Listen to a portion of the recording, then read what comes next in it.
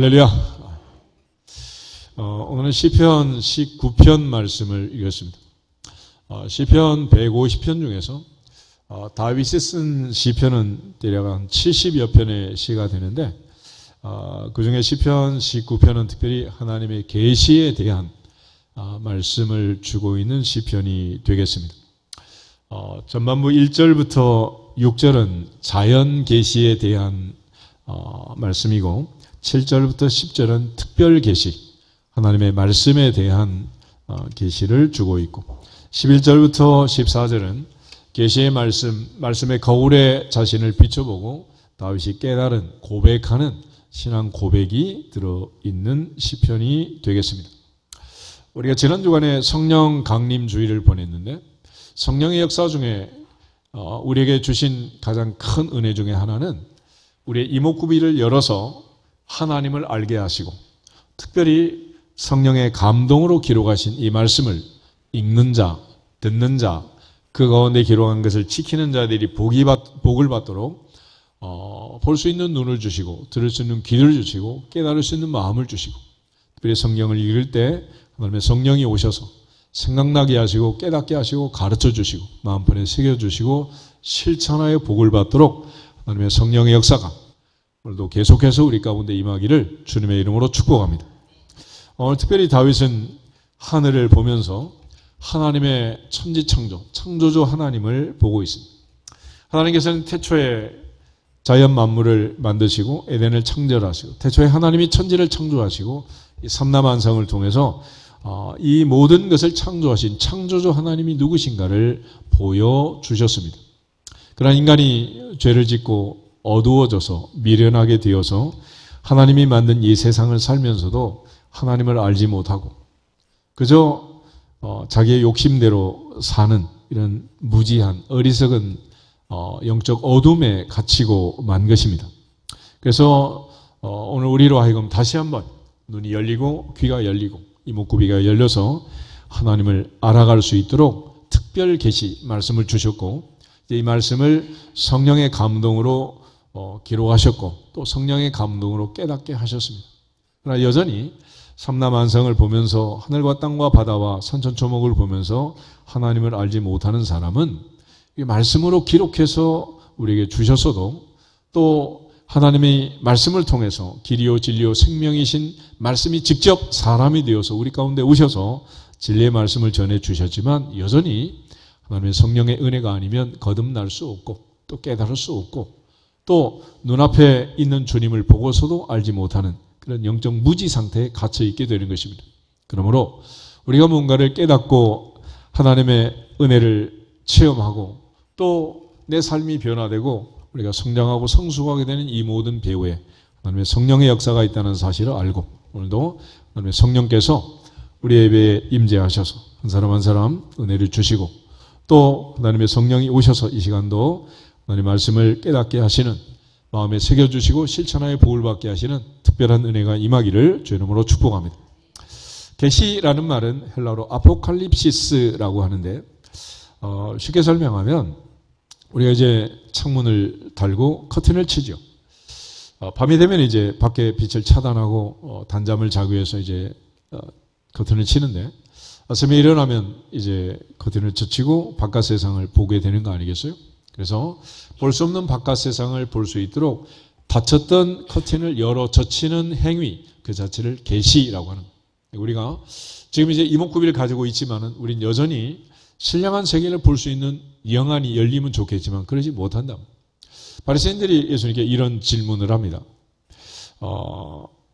우리가 소경이냐?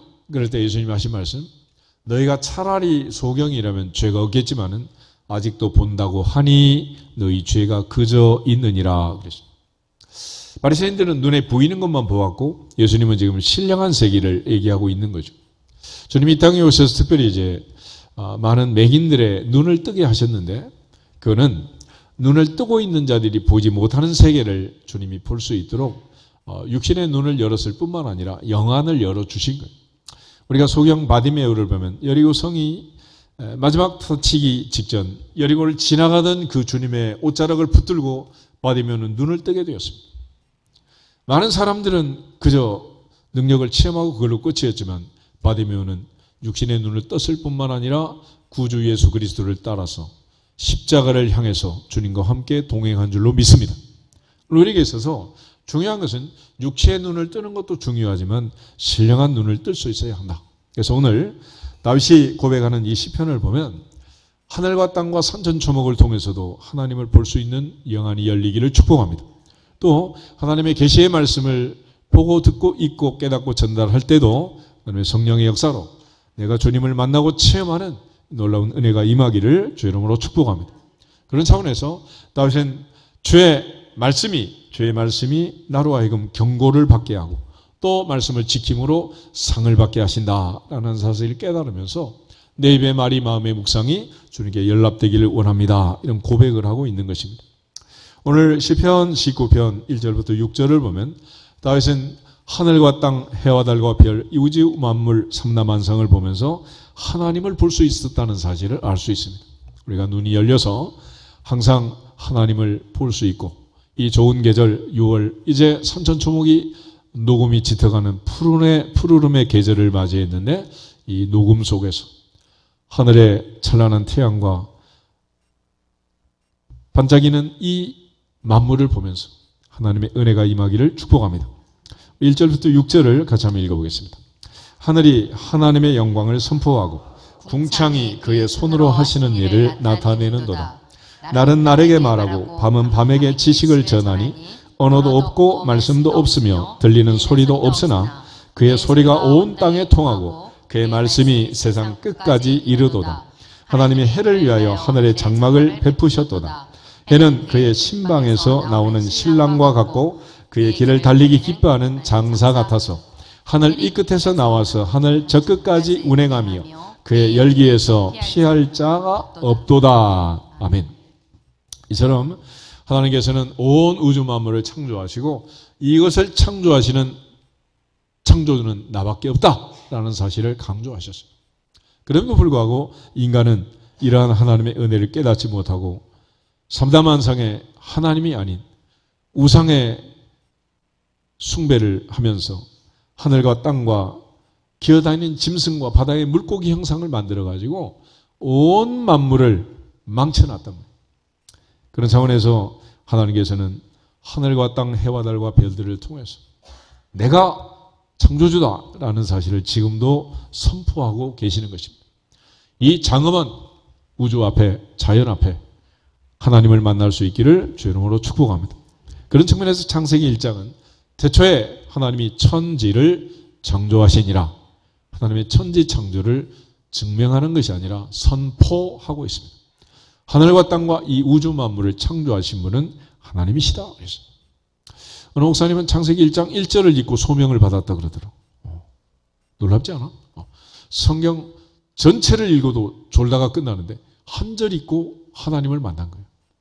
우리 모두가 다 우주 만물을 보면서 오늘도 산천초목이 새로워진 것처럼 우리의 몸과 마음과 영혼이 새로워지기를 주의 이름으로 축복합니다. 궁극적으로 하나님이 태초에 천지를 창조할 때 말씀으로 창조했고 이 말씀이 바로 하나님의 우주 만물을 창조하신 말씀이신 하나님, 로고스이신 하나님, 제2위 성자 하나님이라. 하나님의 성령은 수면에 운행하셨고 성령께서 친히 또 임재하셨습니다. 태초에 성부, 성자, 성령 하나님이 이 만물을 만드시고 만물 속에 하나님의 창조의 증거를 다 집어넣어 놓으신 것입니다. 앞에도 나무가 있고 이파리가 있고 꽃이 있습니다. 그렇지만 하나님이 만드신 것의 특징은 다 다르다는 것. 같은 것 같지만 똑같은 게 하나도 없습니다. 여러분도 마찬가지. 그래서 사람은 지문이 있고 눈동자가 있잖아요. 동공이 같은 사람도 지문이 같은 사람 아무도 없는 거예요. 이걸 통해서 인류를 구별하고 있잖아요. 그래서 하나님이 만든 것은 똑같지 않다. 다 다르다. 그리고 하나님은 심지어 하늘의 별들을 만드셨는데 그 별들도 다 다르다는 거예요. 다 다르다. 시편 147편 한번 보시고요. 시편 147편.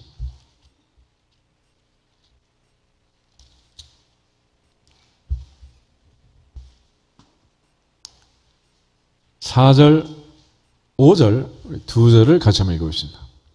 그가 별들의 수효를 세시고 그것들을 다 이름대로 부르시는도다. 우리 주는 위대하시며 능력이 많으시며 그의 지혜가 무궁하시도다. 아멘. 하늘의 별이 얼마나 많을까? 하나님이 아브라함에게 말씀하실 때 내 자손이 하늘의 별과 같고 바다의 모래와 같을 것이다 그랬습니다. 하늘의 별이 얼마나 많은지 우리는 상상할 수 없지만 바다의 모래가 얼마쯤일까는 땅에 있으니까 알 수 있겠죠. 근데 이 모래라는 것은 삼면이 바다인 우리나라 해안에만 있는 게 아니고 온 세상에 5대양 6대주의 바닷가에 다 모래가 있잖아요. 모래가. 베트남 갔더니 해안선이 3,200km, 우리나라 4배가 되는 해안선을 가지고 있는데 여기 다 모래사장이 펼쳐져 있어요. 이 많은 모래들 얼마나 많을까? 그런데 하나님 이 모든 모래를 세시고 이름을 붙여서 부르신다 그래요. 하늘에 별이 많을까? 바닷가에 모래가 많을까? 천문 우주를 연구하는 사람들은 하늘에 별이 많다 그래요. 그 많은 별들을 하나님은 넘버링을 하고 이름을 붙인다. 원래 보통 이제 인천공항에 들어오면 올해 한국에 뭐 500번째, 50만 번째 들어오는 500만 번째 들어오는 관광객 체크해가지고 골라내잖아. 어떻게 그걸 고르겠어? 우리 들어올 때 보면 이제 바코드 찍고 들어오잖아. 여권 가지고. 그럴 때 순차적으로 해서 딱 500만쯤에 찍은 그 사람을 골라내는 거 아니야. 그럴 때 이제 하는 것은 숫자를 셀 때 우리가 기수와 서수란 게 있잖아요. 구슬이 10개다. 그러면 10개, 20개, 100개 그렇게 세는 것도 있지만은 구슬을 셀 때 첫 번째, 두 번째, 세 번째, 10번째 그래가지고 세는 게 있어요. 그래서 몇 번째 이렇게 수는 세는 것처럼 하나님께서는 별을 셀 때 그렇게 세시는. 예수께서 우리는 머리카락까지 다 세신 바 되었다 그랬잖아요. 보통 우리가 머리카락이 얼마쯤 될까? 날마다 빠지고 나고 하는데 몇 개쯤 될 것 같아요. 보통 이제 서양 사람들은 한 12만에서 14만 개, 동양 사람은 보통 두상이 좀 작으니까 10만에서 한 12만 개 정도 된대. 그거를 하나님이 전부 남발행을 했다는. 머리가 3개 빠졌다 우리는 그러지만 하나님 빛이 볼 때는 그렇게 빠진 게 아니고 3,567번하고 54,532번하고 123,677번이 빠진 거예요. 남발행을 해요. 남발행. 다 하나님이 그러니까 몇 번이 빠졌다 그러면 그게 표가 나겠어 안 나겠어? 다 나는 거지. 그러니까 우리 아들이 지갑에서 엄마 돈 빼가면 모르잖아. 그냥 모른 척하는 거고. 그런데 아들이 몇 번째 돈을 빼갔는지 하나님이 다 거기다 한국은행에서도 남발행을 했잖아. 거기. 숫자 있어 없어? 있잖아. 그게 한국은행에서 그냥 뭐 100억 1000억 발행하는 게 아니에요. 남발행을 하는 거지. 그처럼 하나님께서 해와 달과 별에 다 남발행을 하시고 놀라운 사실은 그 이름을 다 부르신대. 이름을. 그걸 가리켜 하나님은 위대하시고 능력이 많고 지혜가 무궁하다. 전지전능이라고 하는 거예요. 그 정도는 돼야 전지전능이지. 우리처럼 뭐 냉장고 앞에서 까먹고 나이가 들면 뭐 노안이 와서 그렇다 그렇게 핑계대는 거는 무지무능이라 그러는 거야. 이처럼 하나님께서 우주 만물 속에 하나님의 살아계심을 다 드러나도록 해놨음에도 불구하고 인간은 그걸 깨닫지 못하고 있는 거죠. 그럼 하나님께서 이 우주 만물을 창조한 목적이 무엇이겠느냐? 이사야 43장을 한번 찾아보겠습니다. 이사야 43장 7절 말씀 한 절을 같이 보겠습니다. 이사야 43장 7절 내 이름으로 불려지는 모든 자 곧 내가 내 영광을 위하여 창조한 자를 오게 하라. 그를 내가 지었고 그를 내가 만들었느니라. 아멘. 하나님은 창조를 하셨는데 왜 창조하느냐? 무엇을 위해서? 내 영광을 위하여. 하나님의 영광을 위하여. 전지전능하시고 무소부재하신 위대하신 하나님의 영광을 위하여 창조했다는. 그러니까 창조한 이 모든 피조물은 무엇을 드러내고 있다? 하나님의 영광을 드러내고 있는. 하나님의 전지전능 무소부재 위대하심을 드러내고 있는 거죠. 그래서 아름다운 자연이 꽃이, 나무가, 해와 달과 별이 드러내는 것은 하나님의 위대하심, 하나님의 영광을 드러내고 있는 것입니다.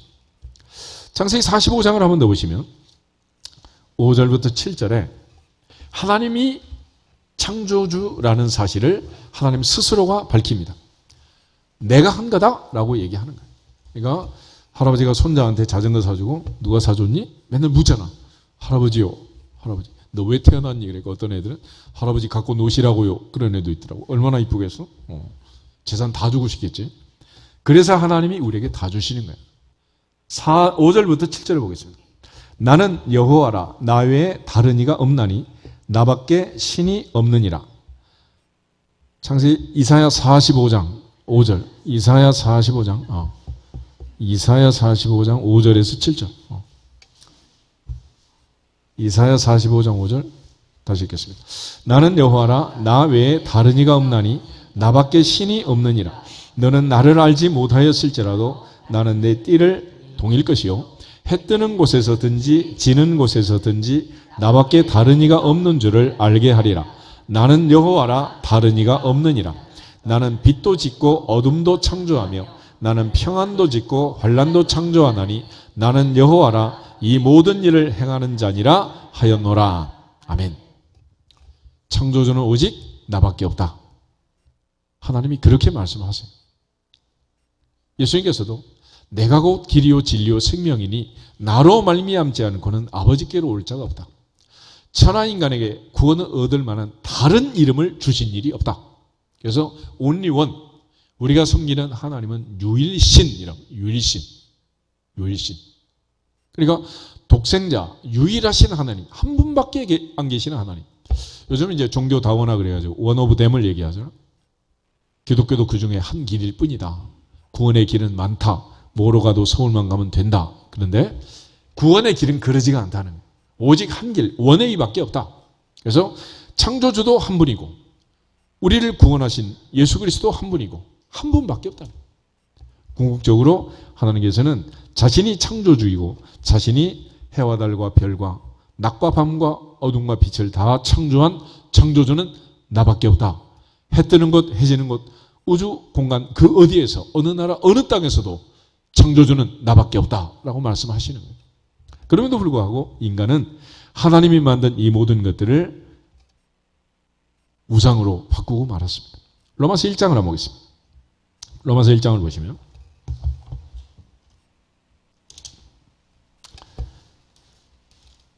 20절부터 23절을 보겠습니다. 로마서 1장 20절. 창세로부터 그의 보이지 아니하는 것들 곧 그의 영원하신 능력과 신성이 그가 만드신 만물에 분명히 보여 알려졌나니 그러므로 그들이 핑계하지 못할지니라.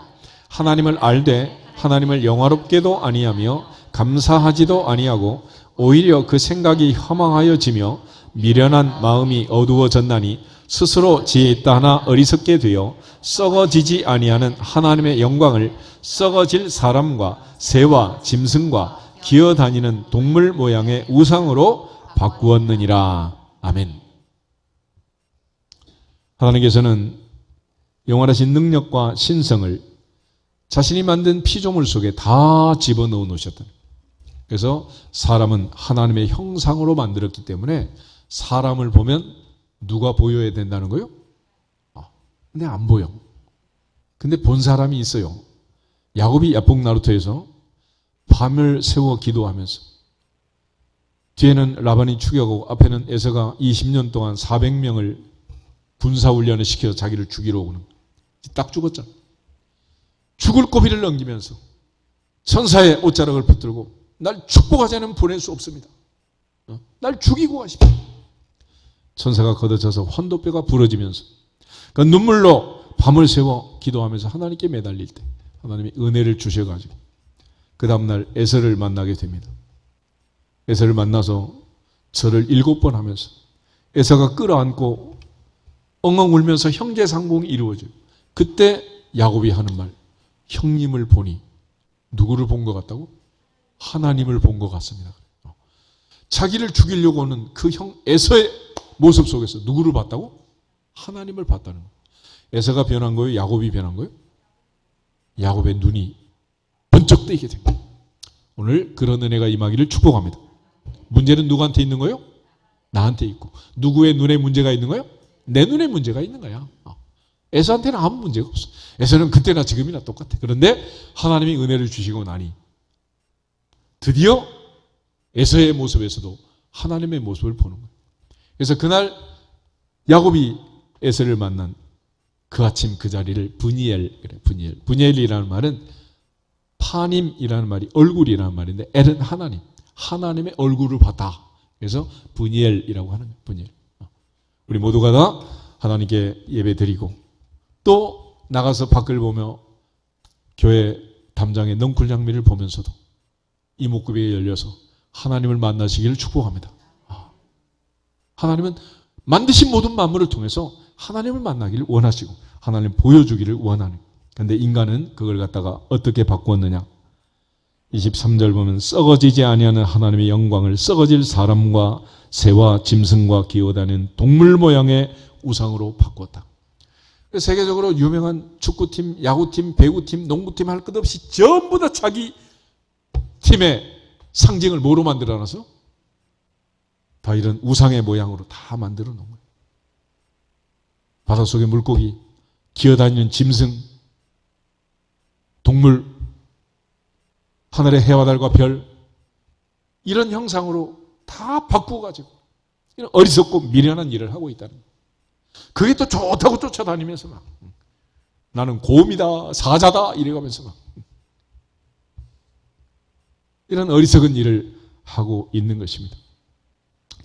바울이 아테네에 갔을 때 너무 분하고 기가 막혔는데 사도행전 17장을 한번 찾아보겠습니다. 사도행전 17장을 보면 2000년 전에 사도 바울이 그리스의 수도 아테네를 가게 됩니다. 16절 한 절만 가지겠습니다. 16절. 사도행전 17장 16절. 바울이 아덴에서 그들을 기다리다가 그 성에 우상이 가득한 것을 보고 마음에 격분하여. 아멘. 2000년 전에 그 아테네에는 뭐가 가득했다고? 우상이 가득했다는. 그럼 지금은 어떨 것 같아? 지금은 다 청소했을까? 지금은 더 넘치고 넘쳐서 삼남한상이 다 지금 막 정신이 없는. 그래서 어느 나라 어느 땅에 가든지 아름다운 자연을 다 파괴해가지고 가장 좋은 자리, 그 자리마다 절들이 위치하고 있고 첨탑을 세우고 불상을 세우고 석상 목상을 세우고 전부 이런 멀쩡한 바위마다 다 깨뜨려가지고 형상을 만들어 놓고 이러고 있는 거 아니겠어요? 바울이 그걸 보고 아주 격분했다 그랬습니다. 그러면서 놀라운 사실은 그 중에 알지 못하는 신에게 이렇게 쓴 단도 본 거예요. 22절 말씀부터 25절 말씀을 같이 한번 읽어보겠습니다. 바울이 아레오바고 가운데 서서 말하되 아덴 사람들아 너희를 보니 범사에 종교심이 많도다. 내가 두루 다니며 너희가 위하는 것들을 보다가 알지 못하는 신에게라고 새긴 단도 보았으니 그런즉 너희가 알지 못하고 위하는 그것을 내가 너희에게 알게 하리라. 우주와 그 가운데 있는 만물을 지으신 하나님께서는 천지의 주제시니 손으로 지은 전에 계시지 아니하시고 또 무엇이 부족한 것처럼 사람의 손으로 섬김을 받으시는 것이 아니니 이는 만민에게 생명과 호흡과 만물을 친히 주시는 이심이라. 아멘. 바울은 2000년 전 아덴에 가서 그들이 알지 못하는 하나님을 증거했습니다. 그리고 그 하나님의 은혜로 우리가 산다는 것을 강조하는 거예요. 28절에도 우리가 그를 힘입어 살며 기동하며 존재하느니라 했어요. 우리 지금 살아있는 것은 하나님을 힘입어 창조주 하나님의 은혜로 살고 있는 줄 믿습니다. 기동이란 게 뭐겠어요? 일어나고 기상하고 움직이는 이 모든 것들이 하나님의 은혜니라. 하나님의 은혜니라. 그리고 존재 자체가 하나님의 은혜라는. 바울이 깨달은 최고의 고백은 내가 나 된 것이 하나님의 은혜다. 아멘. 존재 자체가 은혜라는, 이 모든 것이 하나님의 은혜다. 지난 밤도 졸지도 않고 주무시지도 않는 그 하나님께서 우리는 깊은 밤 잠꾸러기가 돼가지고 어버가도 모를 정도로 떨어져 잤겠지만, 하나님께서는 심장이 멎지 않고 폐부가 멈추지 않도록 코에 생기를 집어넣어 그 생기가 들숨날숨을 통해 계속해서 작동하도록 나를 지키시는 분은 창조주 하나님이심을 믿고 믿어지기를 축복합니다. 건강은 타고나는 게 아니라 생명은 하나님의 손에 있다. 아프다고 죽는 것도 아니고 건강하다고 오래 사는 것도 아닙니다. 하나님 오라 하시면 가는 거예요. 그러므로 우리 모두가 다 다윗처럼, 바울처럼 자연을 통해서, 우주 만물을 통해서 하늘과 땅과 산천초목 바다를 바라보면서 창조주 하나님을 만나기를 주의 이름으로 축복합니다. 그럼에도 불구하고 하나님께서 우리에게 이 미련하고 어리석은 인간들에게 주신 특별한 은혜가 뭐냐? 그러면 특별 계시, 성경 말씀을 주신 거예요.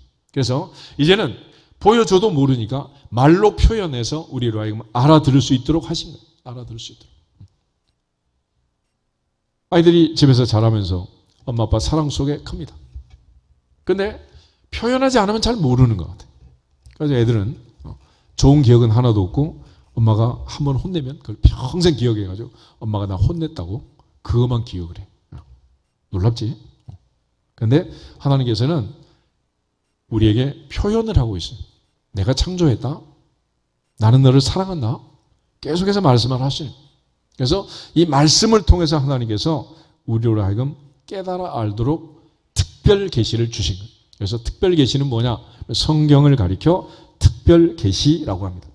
시편 19편 7절부터 10절을 같이 한번 읽어보겠습니다. 7절. 여호와의 율법은 완전하여 영혼을 소성시키며 여호와의 증거는 확실하여 우둔한 자를 지혜롭게 하며 여호와의 교훈은 정직하여 마음을 기쁘게 하고 여호와의 계명은 순결하여 눈을 밝게 하시도다. 여호와를 경외하는 도는 정결하여 영혼까지 이르고 여호와의 법도 진실하여 다 의로우니 금 곧 많은 순금보다 더 사모할 것이며 꿀과 송이꿀보다 더 달도다. 아멘. 그래서 여호와의 율법, 여호와의 증거, 여호와의 교훈, 여호와의 계명, 여호와를 경외하는 도, 여호와의 법도, 이런 표현들이 나와 있는데 이건 전부 다 하나님의 말씀, 성경 말씀을 가리키는 것이고, 이 성경 하나님의 말씀은 금보다 귀하다. 할렐루야. 금보다 귀한 이 말씀을 통해서 우리로 하여금 하나님이 누구신가, 내가 누구인가를 알고 깨닫게 하신다. 그런 차원에서 이제 하나님께서는 우상 숭배에 빠진 어리석은 인생들을 불쌍히 여기시고 말씀을 주셨습니다. 그러면 이 말씀을 통해서 하나님이 우리에게 하시는 일, 마음을 기쁘게 하고 눈을 밝게 하고 하나님의 은혜로 정결하여 영원에 이르는 천국 가는 백성이 되게 하고, 심령이 가난한 자는 복이 있나니 천국이 저희 것이다. 천국을 소망하며 누리게 하시는 이 놀라운 진실하고 의로우신 그 은혜를 누리며 살게 하는 이 하나님의 진리의 말씀을 우리에게 주신 것이 가장 큰 은혜고 특별한 은혜라는. 그런데 문제는 산천초목을 통해서도 알아듣지 못한 사람들이 많은 것처럼 말씀을 주셔서도 깨닫지 못하는 사람이 많은 거예요. 분명히 우리가 대화를 할 때 한국말을 하는데도 알아듣지 못하는 사람도 있고 알아듣는 사람도 있고 그렇잖아요. 그처럼 이 말씀을 듣고 깨닫게 하시는 하나님의 능력, 하나님의 은혜는 바로 성령의 역사라는 것입니다. 그래서 하나님께서는 성령의 감동으로 이 말씀을 기록하셨고, 성령의 감동을 받은 사람들이 이 말씀을 기록하게 하셨고, 또한 성령의 감동으로 기록된 이 말씀을 성령의 감동을 받은 사람들이 읽고 듣고 깨달을 수 있도록 역사해 주신다. 그리고 우리가 이 말씀을 듣고 깨닫는다는 것은 특별히 하나님의 은혜라는 거예요. 예수님께서 니고데모를 만났을 때 너는 이스라엘 선생이 돼가지고 그것도 모르니? 그러면서 사람은 물과 성령으로 거듭나지 아니하면, 다시 태어나지 아니하면 하나님 나라에 들어갈 수 없다 그랬습니다. 그래서 우리로 하여금 거듭나서 하나님의 자녀가 되게 하는 것은 하나님의 말씀밖에 없느니라. 할렐루야. 베드로전서 1장을 한번 찾아보겠습니다. 베드로전서 1장을 보시면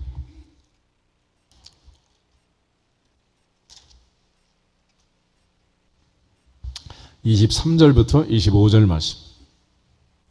베드로전서 1장 23절.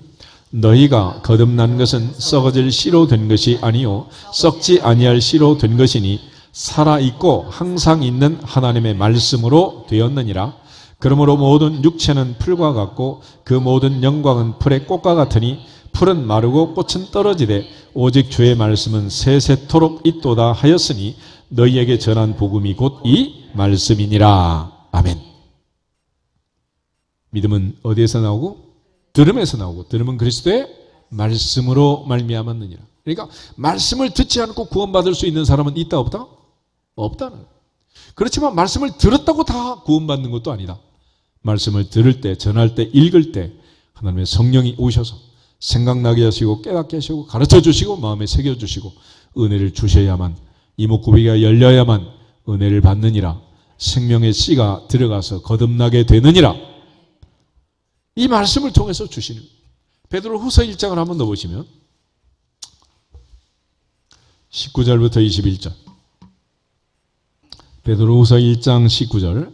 또 우리에게는 더 확실한 예언이 있어 어두운 데를 비추는 등불과 같으니 날이 새어 샛별이 너희 마음에 떠오르기까지 너희가 이것을 주의하는 것이 옳으니라. 먼저 알 것은 성경의 모든 예언은 사사로이 풀 것이 아니니 예언은 언제든지 사람의 뜻으로 낸 것이 아니요 오직 성령의 감동하심을 받은 사람들이 하나님께 받아 말한 것임이라. 아멘. 그런 차원에서 성경은 어두운 데를 비추는 등불과 같다. 시편 119편 105절 말씀처럼 주의 말씀은 내 발의 등이요 내 길의 빛입니다. 아멘. 그러니까 하나님의 말씀의 빛이 우리에게 비추어질 때, 성령의 역사로 우리가 깨달아질 때만 이 예언의 말씀이 효과가 있어서 우리를 거듭나게 하시고 하나님의 자녀가 되게 하시는 놀라운 은혜를 받게 하는데, 이유는 이 예언 성경의 말씀은 오직 성령의 감동하심을 받은 사람들이 하나님께 받아 말한 것이기 때문에 읽고 듣고 깨닫는 사람도 여전히 성령의 감동하심을 받아야 하느니라. 그런 차원에서 이제 우리가 성령 강림주의를 보내고 이제 하나님의 계시의 말씀을 읽을 때 늘 성령의 역사가 떠나지 않기를 주의 이름으로 축복합니다. 다윗은 이처럼 특별 계시를 우리에게 강조하면서 하나님 말씀의 놀라운 그 능력으로 우리의 몸과 마음과 영혼이 깨끗하게 되고 정결하게 되고 의에 이르게 된다라고 말했는데, 그럼 이 말씀이 도대체 뭐냐? 이 말씀이. 그래서 말씀의 본체는 하나님이라는 사실을 아셔야 돼요. 요한복음 1장을 한번 보겠습니다. 요한복음 1장 1절. 요한복음 1장 1절 한 절만 가지겠습니다. 태초에 말씀이 계시니라. 이 말씀이 하나님과 함께 계셨으니 이 말씀은 곧 하나님이시니라. 아멘. 태초에 하나님이 천지를 창조할 때 말씀으로 창조했습니다. 그런데 그 말씀은, 태초에 하나님과 함께 계신 그 말씀은 말씀이신 로고스이신 예수님을 가리키는 거예요. 그 말씀이 바로 예수님이라는 사실을 14절이 증명해요. 1장 14절 보겠습니다. 14절. 말씀이 육신이 되어 우리 가운데 거하심에 우리가 그의 영광을 보니 아버지의 독생자의 영광이요 은혜와 진리가 충만하더라. 아멘. 그 말씀이 사람이 되고 그 말씀이 인간의 몸을 입고 우리에게 나타나신 성육신하신 인카네이션, 성육신하신 분이 바로 누구다? 예수님이란. 그러니까 예수님이 직접 말씀이 사람이 되어 내 앞에 나타나신 거예요. 그리고 직접 하나님의 말씀을 전해주는 거예요. 할렐루야. 그런데도 주님을 알아보지 못했습니다. 요한복음 6장을 한번 찾아보겠습니다. 요한복음 6장. 오병이의 기적이 일어난 사건입니다. 다음날 또 예수님을 찾아왔을 때 너희가 나를 찾는 것은 떡을 먹고 배부른 까닭이다. 그러면서 자신을 소개합니다. 나는 하늘에서 내려온 생명의 떡이다. 나는 생명의 떡이다. 그러면서 내 살을 먹고 내 피를 마셔야만 너희가 영생을 얻을 수 있다라고 설명을 하자 그들이 모두 다 수군거리기 시작합니다. 60절, 61절 두 절 한번 보겠습니다. 제자 중 여럿이 듣고 말하되 이 말씀은 어렵도다. 누가 들을 수 있느냐 한데 예수께서 스스로 제자들이 이 말씀에 대하여 수군거리는 줄 아시고 이르시되 이 말이 너희에게 걸림이 되느냐. 아멘. 그러니까 은혜를 받는 사람도 믿음이 생기는 사람도 믿음은 어디에서? 들음에서 나오는데 수군거리고 걸려 넘어지는 것도 어디에서 나온다? 들음에서 나온다. 이 갈림길의 차이점은 뭐냐? 성령이 역사하시면 깨달음이 있고 성령이 역사하자면 걸림돌이 된다. 그러므로 우리가 늘 하나님 앞에 예배 드리기 전에 기도하셔야 되는 이유가 거기 있는 거예요. 아멘. 그래서 선지자 사무엘의 말이 땅에 떨어지지 않고 말씀이 성취되도록 은혜를 주셔서 특별히 이스라엘 만백성이 선지자 사무엘의 권위를 어린 선지자 사무엘의 권위를 존중하도록 하신 것처럼 오늘도 말씀을 듣기 전에 예배를 준비하기 전에 우리가 늘 먼저 기도할 것은 뭐냐? 이 말씀이 오늘도 땅에 떨어지지 않고 내 마음에 심령에 떨어져서 30배, 60배, 100배 열매 맺도록 깨달아 알 수 있는 생명의 말씀이 되도록 은혜를 주시옵소서. 그걸 준비하라는. 그리고 데살로니가 교회 성도들처럼 바울의 설교를 들을 때 사람의 말로 듣지 않고 하나님의 말씀으로 들을 수 있도록 그리고 믿음의 역사와 사랑의 수고와 소망, 인내가 충만한 멋진 교회를 훌륭한 교회를 세운 데살로니가 교회 성도들처럼 하나님 말씀을 들을 수 있는 귀가 열리도록 은혜를 주시옵소서. 그렇게 준비하고 기도하라는. 그런데 말씀이신 예수님이 직접 오셔서 말씀을 전했는데도 거듭남의 역사가 성령의 역사가 없으니까 걸림돌이 돼 떠나가는 사람이 한둘이 아니었다는 거예요. 그래서 예수님께서 마지막 제자들의 질문을 던져요. 66절부터 66절을 같이 69절을 보겠습니다. 66절에서 69절. 그때부터 그의 제자 중에서 많은 사람이 떠나가고 다시 그와 함께 다니지 아니하더라. 예수께서 12제자에게 이르시되 너희도 가려느냐? 시몬 베드로가 대답하되 주여 영생의 말씀이 주께 있사오니 우리가 누구에게로 가오리까? 우리가 주는 하나님의 거룩하신 자이신 줄 믿고 알았사옵나이다. 아멘. 말씀이신 분이 오셔서 하나님의 말씀을 전해주신 것을 베드로가 알 수 있었습니다. 그래서 주님께서 주는 그리스도시요 살아계신 하나님의 아들이십니다 라고 말할 때 바요나 시몬아 내가 복이 있다. 이유는 이를 너에게 알게 하신 분은 혈육이 아니고 사람이 아니고 선생님이 아니고 석사박사가 아니고 내 아버지시니라. 할렐루야. 하나님의 성령의 역사에서 이 사실을 깨닫게 하셨기 때문에 생명의 말씀이 여기 계시면 우리가 누구에게로 가겠습니까? 그리고 말씀을 붙들고 베드로는 주님을 따라간 줄로 믿습니다. 믿음의 조상 아브라함이 말씀을 쫓아갔던 것처럼 말씀을 붙들고 가야 실패하지 않는다는. 그런데 문제는 산전초목을 보고서도 깨닫지 못했던 사람들처럼 예수님의 12제자 중에 하나가 되고 직접 주님의 돈깨를 가지고 따라다녔던 그 제자 중에 하나는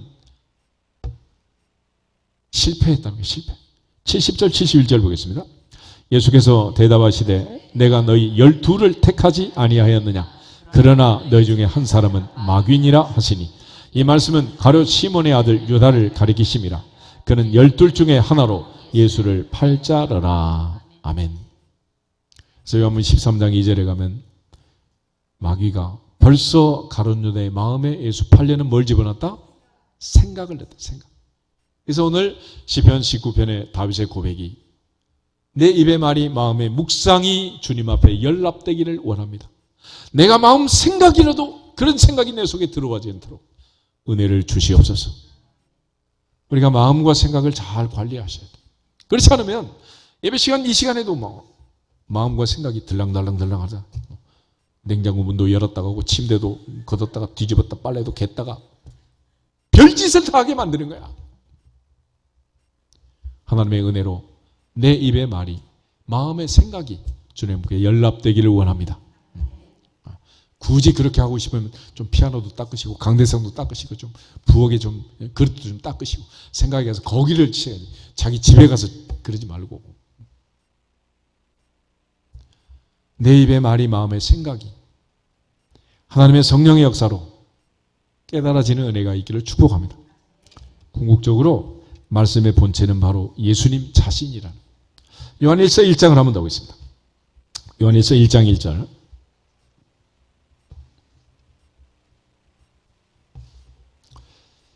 요한 1서 사도 요한의 서신을 보면 그의 서신은 깊이가 하늘만큼 높고 바다만큼 깊어서 성령의 역사가 아니면 깨달을 수 없는 말씀을 기록했습니다. 그러나 성령의 역사를 받으면 너무 쉬운 말씀이에요. 1절, 2절. 태초부터 있는 생명의 말씀에 관하여는 우리가 들은 바요, 눈으로 본 바요, 자세히 보고 우리 손으로 만진 바라. 이 생명이 나타내신 바 된지라. 이 영원한 생명을 우리가 보았고 증언하여 너희에게 전하노니 이는 아버지와 함께 계시다가 우리에게 나타내신 바 된 이시니라. 아멘. 태초부터 있는 생명의 말씀, 이분은 누구라고? 예수님이에요. 그래서 태초부터 있었던 생명의 말씀이 사람에 대해 우리에게 오신 예수님에 대하여 말하자면 우리가 직접 말씀을 들은 바고 우리가 직접 눈으로 보고 자세히 보고 손으로 만지고 주님 품에 안겨 내가 밥을 먹고 동속했던 분이다. 이 생명이 우리에게 나타내신 바 되었는데 이 영원한 생명을 우리가 보았고 우리는 우리가 본 것을 전하지 않을 수 없다.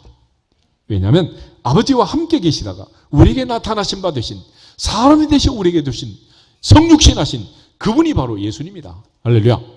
그 예수를 지금 증언하는 거예요. 이 너무 쉬운 말씀을 성령 역사하지 않으면 아무도 알 수 없다.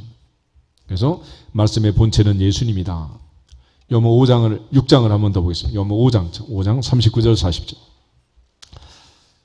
요모 5장 39절 40절에 보면 예수님께서 성경에 대해서 다시 한번 말씀을 하세요.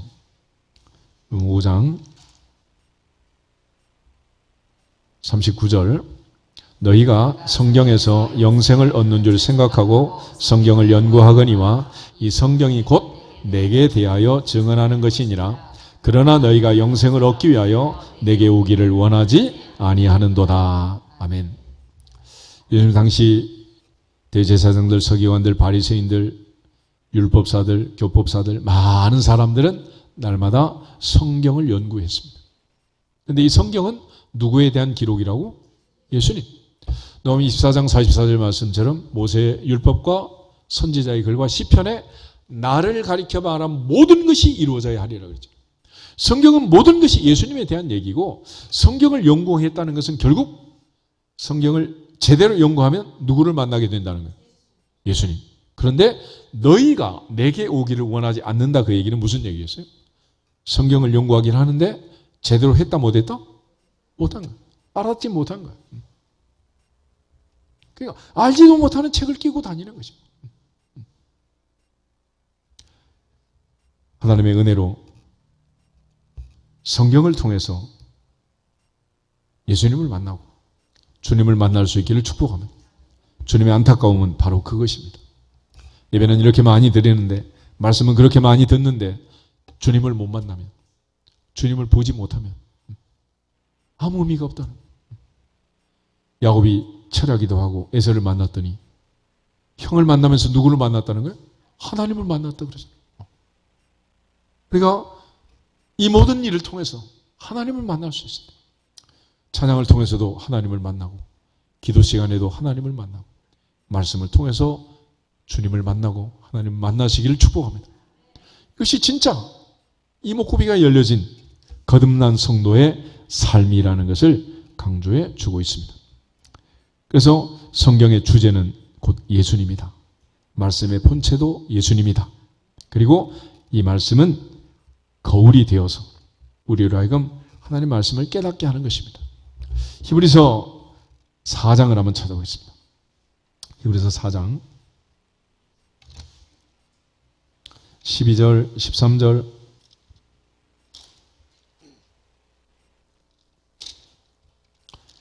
히브리서 4장 12절 하나님의 말씀은 살아있고 활력이 있어 좌우의 날선 어떤 검보다도 예리하여 혼과 영과 및 관절과 골수를 찔러 쪼개기까지 하며 또 마음의 생각과 뜻을 판단하나니 지으신 것이 하나도 그 앞에서 나타나지 않음이 없고 우리의 결산을 받으실 이의 눈앞에 만물이 벌거벗은 것 같이 드러나느니라. 아멘.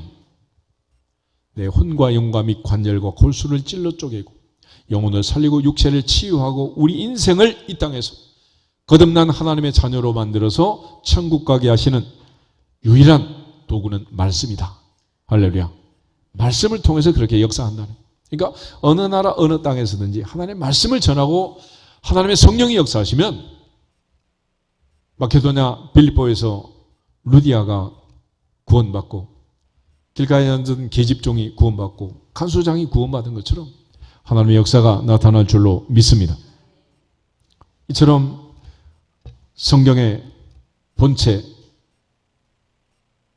성경의 주제인 그 예수님이 말씀으로 오셔서 내 발에 등이 되고 내 길에 빛이 되고 내 몸과 마음과 영혼을 찔러 쪼개며 변화시키고 새롭게 해서 영혼이 잘된 같이 범사가 잘되고 건강하도록 변화시키는 이런 통로가 말씀이라는 것을 강조해 주고 있습니다.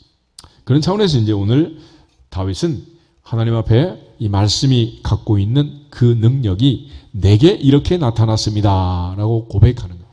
시편 19편 다시 보시면 11절부터 14절 말씀. 시편 19편 11절.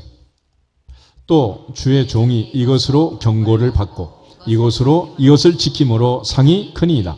자기 허물을 능히 깨달을 자 누구리요? 나를 숨은 허물에서 벗어나게 하소서. 또 주의 종에게 고의로 죄를 짓지 말게 하사 그 죄가 나를 주장하지 못하게 하소서. 그리하면 내가 정직하여 큰 죄과에서 벗어나겠나이다. 나의 반석이시요 나의 구속자이신 여호와여, 내 입의 말과 마음의 묵상이 주님 앞에 연락되기를 원하나이다. 아멘. 다윗은 항상 여호와를 내 앞에 모시고 있었기 때문에 이 말씀을 통해서 그는 변화가 되고 새롭게 되었다라고 고백합니다. 또 주의 종이 말씀으로 경고를 받고 말씀을 지킴으로 상이 큽니다. 자기 허물을 누가 깨달을 수 있겠습니까? 말씀으로 나의 숨은 허물을 벗어나게 하시옵소서. 종에게 고의로 죄를 짓지 않도록 말씀이 늘 파수꾼이 되어서 나를 지키시고 주장하여 주시옵시고 내가 정직하여 큰 죄를 짓지 않도록 은혜를 주시옵소서.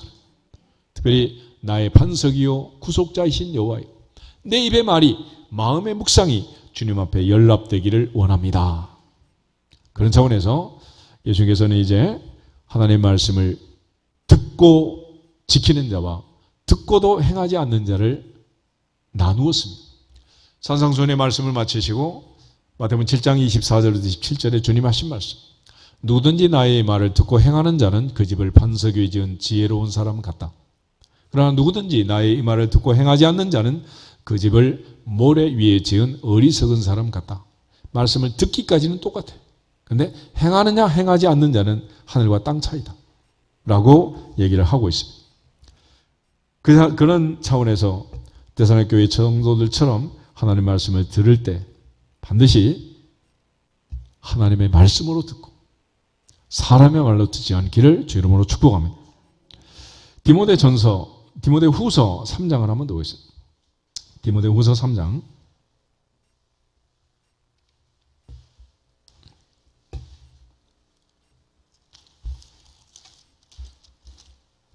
14절에서 17절을 보겠습니다.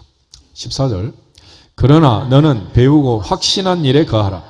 너는 내가 누구에게서 배운 것을 알며 또 어려서부터 성경을 알았나니 성경은 능히 너로 하여금 그리스도 예수 안에 있는 믿음으로 말미암아 구원에 이르는 지혜가 있게 하느니라. 모든 성경은 하나님의 감동으로 된 것으로 교훈과 책망과 바르게 함과 의로 교육하기에 유익하니 이는 하나님의 사람으로 온전하게 하며 모든 선한 일을 행할 능력을 갖추게 하려 함이라. 아멘. 바울은 외조모 로이스와 어머니 유니게 속에 있던 거짓 없는 믿음이 내 속에도 있는 줄 확신한다 말했는데, 어떻게 그런 일이 있었느냐? 너는 누구에게서 배웠는가? 그 배우고 확신한 일에 거해라. 내 외할머니, 어머니에게 배운 것을 분명히 어려서부터 배운 성경을 마음에 새기고 이 성경이 너로 하여금 예수 안에 있는 믿음으로 말미암아 구원에 이르는 지혜가 있게 했다. 할렐루야. 그래서 어려서부터 성경을 배워야 돼. 어려서부터.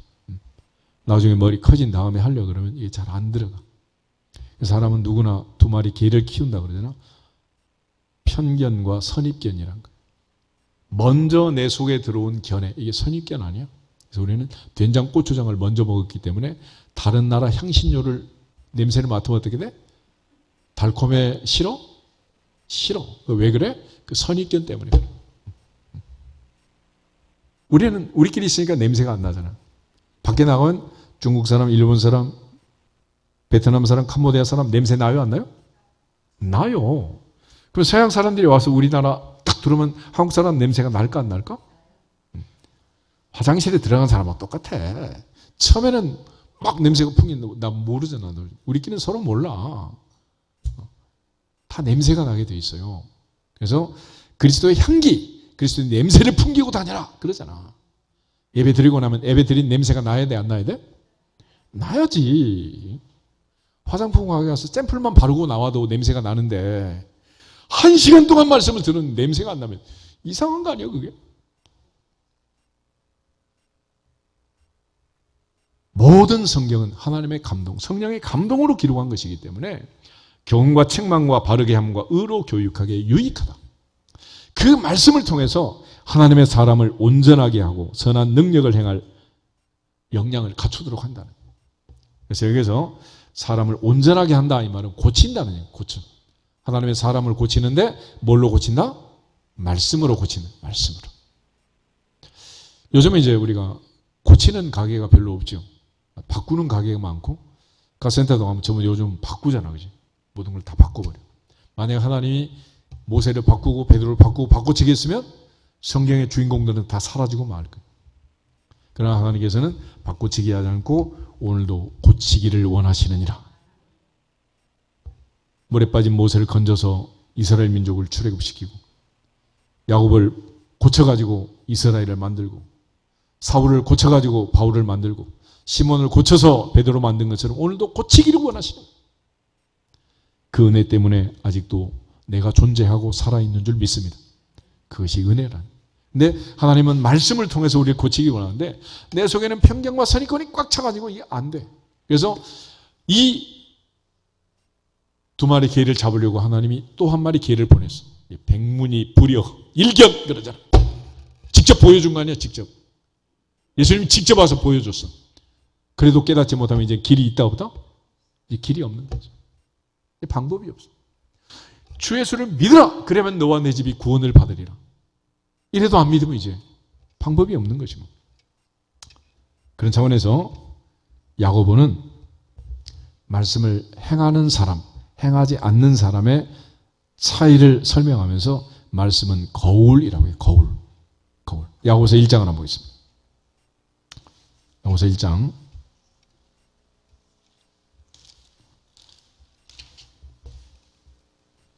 22절부터 25절을 보겠습니다. 야고보서 1장 22절 너희는 말씀을 행하는 자가 되고 듣기만 하여 자신을 속이는 자가 되지 말라. 누구든지 말씀을 듣고 행하지 아니하면 그는 거울로 자기의 생긴 얼굴을 보는 사람과 같아서 제 자신을 보고 가서 그 모습이 어떠했는지를 곧 잊어버리거니와 자유롭게 하는 온전한 율법을 들여다보고 있는 자는 듣고 잊어버리는 자가 아니요 실천하는 자니 이 사람은 그 행하는 일에 복을 받으리라. 아멘. 말씀은 들으라고 주신 거다, 실천하라고 주신 거다? 실천하라고. 그러니까 말씀을 듣고 잊어버리는 사람이 되지 말고 실천하여 복받는 사람이 되라. 그러면서 거울이라고. 거울. 여러분 요즘 거울을 보면 누가 보이시던가? 내가 보여? 돌아가신 친정 엄마가 보여? 비슷한 얼굴이 갑자기 나타났지. 나이 들면 다 붕어빵이 되더라고. 거울 앞에 서면 내가 보여. 지금도 동서남북 둘러봐도 딱 한 사람만 안 보이지? 안 보이는 나를 보게 하는 게 뭐요? 거울. 그렇지. 그래서 우리가 말씀의 거울 앞에 서면 오늘도 이 말씀은 누구한테 주신 말씀? 나에게. 누가 목사님한테 찔러가지고 목사님이 정보를 알아가지고 얘기하는 거 아니고 하나님의 성령이 내 모습을 보여주는 거예요. 아멘?